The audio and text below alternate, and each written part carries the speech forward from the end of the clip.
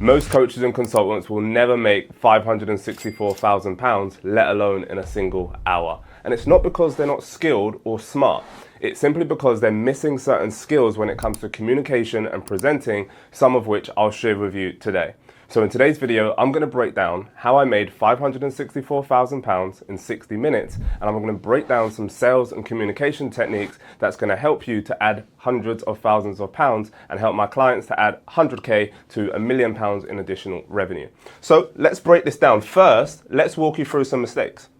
Let's walk you through some mistakes that you're typically making when it comes to communication.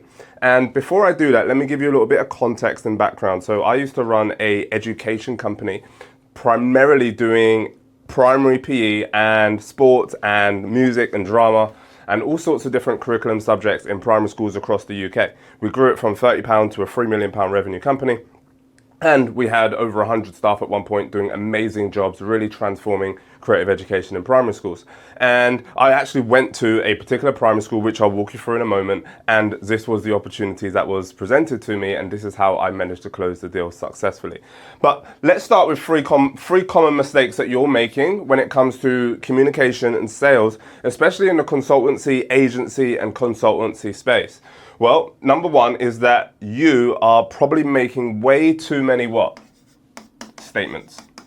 And I see this mistake all the time, is when coaches and consultants make statements, they go into a sales meeting, they sit down and they tell them all about what they do and how they do it and why this client got such amazing results. And what happens is the client actually tunes out. This is natural human behavior because when you're consistently making statements at people, you lose rapport, you lose engagement, and you lose the ability to form a powerful connection. So you might be thinking right now, well, that sounds good, Jazz, but what do I do instead? Well, instead of too many statements, you want to ask world-class questions. Questions open the prospect's mind and statements close them down. So you want to ask world-class questions and lots of questions. So in that 60-minute meeting, I literally spent 54 of those 60 minutes asking what?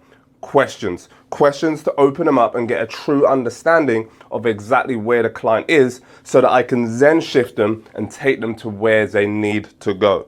So second mistake that you're probably making is that your questions isn't linked sufficiently to their pain. What do I mean by that?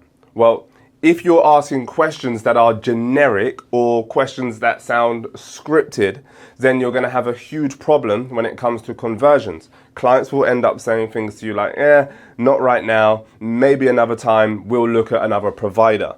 And before I learned this and really understood the psychology behind sales and persuasive communication and truly understanding what we were doing, then I had this mistake as well. But when you have your questions and make them linked specifically to their pain points, then you allow them to elaborate. And in today's video, I'm going to show you some world-class questions, techniques that you can use straight away to accelerate your sales process and shorten your sales cycle. So your questions must be linked specifically to their specific problem. And finally, your sales process, and I see this so much, especially in the consultancy space, when you're working business to business, your process is way too slow. And it's unpredictable because you don't have a clear and systematic process to follow in order to help your clients understand who you are, what you do, and specifically how you help them. So let's move forward then with a couple of trigger questions that are going to really help you to move this forward. Now, when I went into this meeting initially, let's give you a little bit of background. So I get an email or some sort of communication from the school and they said, hey, can you come in and deliver lunchtime clubs 5 days a week or 3 days a week or something like this? And then I did some calculations on my computer and I'm like, if we do that, that's a profit of probably around £2,000–3,000 a year. It's insufficient. Worse still, if I try and hire somebody just to come in for an hour a week, then my problem is going to be I'm going to get high turnover of staff and it's not going to necessarily be the best service that I can particularly provide for that school. So tip number one is do your research. You've got to find out a little bit more about the potential client before you make a immediate assumption. My immediate assumption would have been this client is too small, the service that they're looking for, we can't do it. And a typical response from a consultant or an agency owner in this space is going to say, oh, I'm really sorry, we can't do that. We only work with full-time larger contracts. I didn't do that. I was smart. I did my research, found out it's a huge school, huge potential. So I rang them up and I said, no problem. Look, we don't typically do lunchtime clubs only. However, I would love to come in and communicate with you about, find out a little bit more about what you're looking for and how it is that we can possibly help. Keyword, possibly help. Don't be too assumptive in your sales communication and be like, yeah, we can help you. We're going to come down, because it seems too eager. It feels a little bit too desperate. And in essence, it kind of turned clients off. Okay, so you want to use those little softening phrases like possibly. So anyway, I go in there and I sit down in the meeting, and all I do is I start to ask really intelligent questions. Let me share with you, once I get my feet under the table, take a sip of water and all of that sort of stuff, I start to ask this question number one, which is, what's the biggest challenge that you have in relation to X? And in a moment, I'm going to break down a sales process and a framework that you can follow, and you can just copy this and start to generate more sales and more effective sales from your sales process. But you've got to ask the question, what's your biggest challenge in relation to X? So I would have said something like, what's your biggest challenge in relation to physical education? And they said, well, the children aren't active enough, and, it causes behavior challenges and it causes this problem. I said, why is that? And what's the concern that you have? And what's the goals and aspirations that you have? But it all centers from this question here. What is the biggest challenge? You've got to find out what the big challenge is for them and then go deeper. Hey, if you like this video, you're going to absolutely love the Business Growth Community. It's where I give you daily tips on how to accelerate your business growth, and you're going to be able to network with world-class entrepreneurs and business owners just like you, some of whom could even become your business partners or joint ventures later down the line.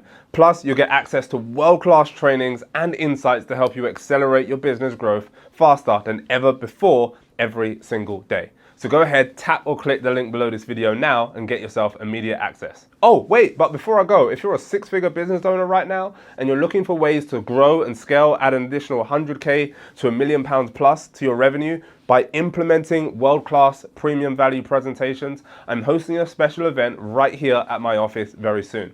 There'll be a link if you're a six-figure business owner right now where you can apply to join the Business Growth Academy and get a complimentary business growth strategy session from me. So go ahead, tap or click the link below this video, and I hope to see you there. Take care, back to the video. Don't just start with a surface question and then just go, oh, what's the biggest challenge? Oh, okay, I've got the biggest challenge, and then move to your next question. Go deeper. Why is that a challenge? And then you want to go deeper again. Well, how long has that been impacting you for?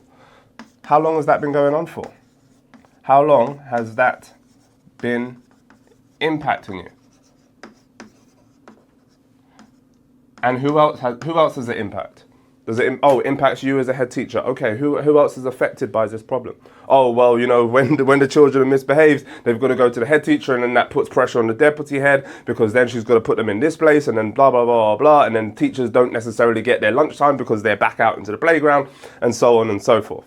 And then what I started to do was started to expand and start to ask even more quality questions. Well, I noticed on your website that you're going for an outstanding grade in Ofsted next year. What's been the gap? Oh, well, our big goals this year, Mr. Rose, is all around creative education and the creative curriculum.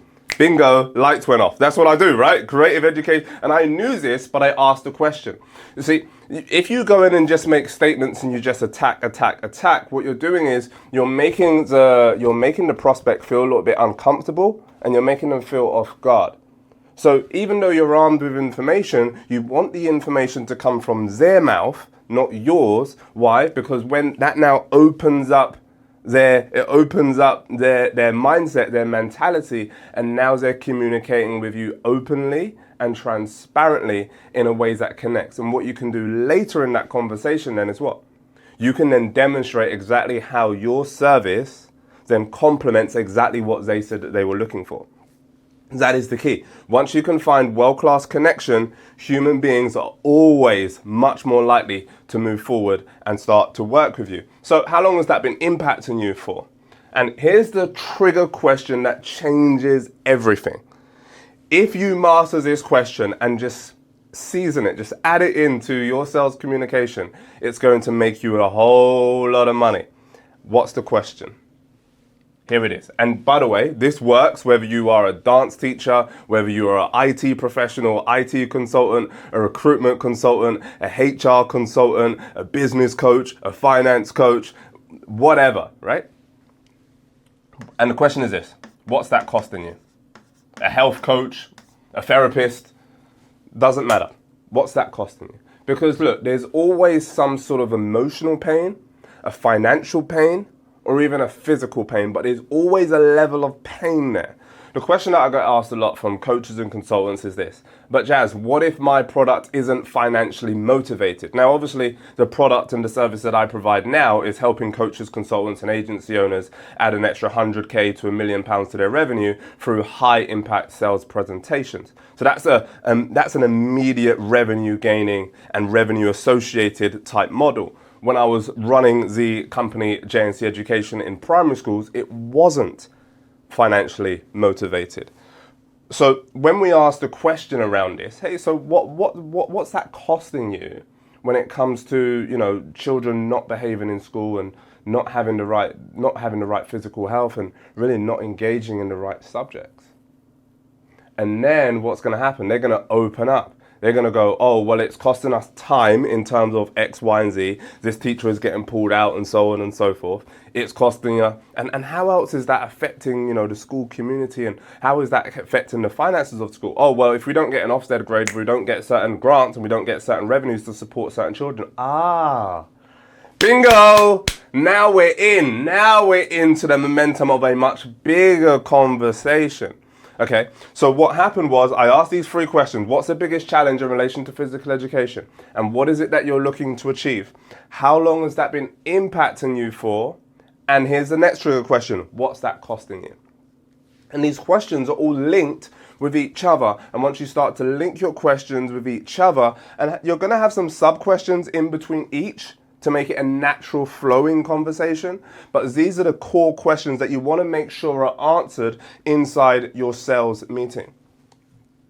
And then here's the final question. And the final question is absolutely powerful. It shifts from like a 10-20% conversion. Like one of my clients had a 20% conversion. His name is Ian Merton. He's a hypnotherapist. And literally within 30 days of implementing this type of process, he was able to go from a 20% conversion to a 90% conversion and 4x his money, right? So we go from £10,000 a week to £40,000 a month from £10,000 a month into... He was able to go from £10,000 a month to £10,000 a week and generate just under £40,000 in just 30 days by asking and adding this powerful question. And the question is this. So now they know and they're clear on what it's costing them, and they've expressed that clearly to you. Now, what happens if nothing changes? What happens if you continue to do the things the way that you're doing it? Well, if we continue to do it this way, and then here's the problem. If we continue to do it this way, it's going to lead to this problem, this person's going to leave, it's going to cost us more in recruitment cost, and all of this stuff starts to get entangled together. So now what I'm doing in this meeting is I'm starting to write down the numbers that they're sharing with me and writing down, hey, this is costing you hundreds of thousands of pounds every single year by not getting this right and not getting it tight. So that's when I was able to shift on that last 6 minutes of the conversation from finding out their problems, finding out their challenges, and then really accelerating into our solution. So I remember, Rachel, you mentioned that you were looking for high quality PE and you didn't quite have the budget for it at the moment. And you also had a music teacher who wasn't necessarily meeting your expectations. And you've also got a Spanish teacher coming in next week to potentially trial out to start in September. Is that right? Yeah, powerful. Well, if I can show you a way that's going to help you, watch how we transition. Well, if I can show you a way that's going to help you have high quality PE, high quality music, and high quality Spanish, how would that feel for you? Oh, that would feel amazing. And if I can deliver that for you next week and I can bring 3 high-performing teachers, demonstrate to you our expertise and how we can help, would there be anything stopping you from moving forward next week? He said, no, I'll just need to check with the finance manager and just run it over. Brilliant, no problem. And then as soon as I left that meeting, I'm on the phone to my team members, say, hey, we need a Spanish teacher, we need a music teacher, and we need a PE teacher down here on Monday. Bang, we got it organized. And here's the trigger that I want you to pay attention to. Because when you are consulting, a massive mistake that a lot of business owners make is their sales process is far too slow. It's far too cumbersome. So I was smart. When I was in that meeting, I already had the agreement there. Now you're probably thinking, but how do you have an agreement before you even know what it is that you're going to serve them with? Well, you have a standard contract template.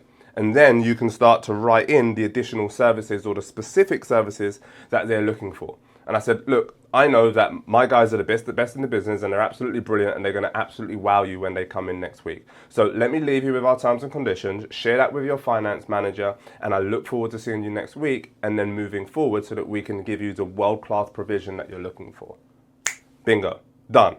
So what did that mean for our company? Well, that meant a contract of £188,000 that year. But here's another trigger, because I love giving you triggers, ladies and gentlemen. And the other trigger is this. Don't just settle for a 3-month, a 6-month, a 9-month, or a 12-month agreement. When you know that you are good at what you do, and you know that your service and your provision is absolutely world class, serve your clients at a higher level. What do I mean? Lengthen the service. So I didn't just give them a 1-year agreement. Why? Because that limits our ability to grow inside their school, and that limits our ability in order to give them the impact that they're looking for. You know, most people think that, oh my goodness, like, why would you try and upsell, or why would you try and have this long-term agreement? Why not just do a 12-month and then keep it rolling? If you're good, they will keep you. No, they won't. Because guess what? That head teacher that's in post today might not be in post tomorrow. And then a new head teacher or a new business manager or somebody new can come into that environment and completely wipe you out. And guess what? It doesn't just wipe you out. It's not just a negative consequence for you, but guess what? It's also a consequence for the school, because then they don't get the impact that they're looking for. So we gave them a 36-month agreement, standard terms and conditions. It naturally just says 36 months in there. And then we went in the next week. They did the lessons, did amazing lessons, sat down with the head teacher, signed. There you go, Mr. Rose, you start in September. Great. That contract to us was worth £188,000 a year, £564,000 over 3 years. And plus, we went on to work with that school for about 5-6 years. So it was even more than that. But it all came down to a couple of things. So let's recap. What are those key things? Number 1 is have a powerful sales process. Let me show you what this process can look like, actually. My videographer's getting annoyed with me now because he's like, I'm going up and down, I'm going up and down. Don't worry, keep on your toes, because this is very, very powerful. Okay, so you want to have a meeting template, okay? What is the aim of this meeting? That goes at the top, and then you're going to have the basic things like the date, the client name, etc. But here's the important bit. You're going to have, on the left side, you're going to have problems. Or, said another way, you're going to have what's their current position right now. So if you're a HR consultant right now, you're going to say something. You're going to have questions like, what are their problems in relation to human resources? How many team members do they have? How many team members are impacted by not having the right human resources problems? What's that costing them over time? You're going to have problems on one side, and then on this side, you're going to have solutions. This is a sales process, okay? This sales process made me a £3 million business, generated over £20 million across the lifespan of that business, so it will help you. It's simple and it's highly effective. So you have problems on one side, solutions. So your first 45, 50, maybe 55 minutes is going to be all focused on problems, and then you're going to draw out 1, 2, 3 solutions, and then next, here's the critical bit, you want to have active next steps. I see so many consultants go into meetings or have sales conversations over the phone and they're like, okay, cool, we'll look forward to speaking to you soon. It's like, when soon? Soon ain't no date. Soon ain't in the diary. And if it's not in the diary, it don't get done. So you want to have actionable next steps, step 1, step 2, step 3. So our actionable next step in that meeting was, hey, we're going to do the delivery on Monday. We're going to sign terms and conditions once we complete that successfully, and then we start in September. Very, very simple, but you must have a written format to follow. And here's what's powerful about this. When you have a written format to follow, it's not coming from where? It's not coming from your head. And if it ain't coming from your head, guess what you can do? You can share it.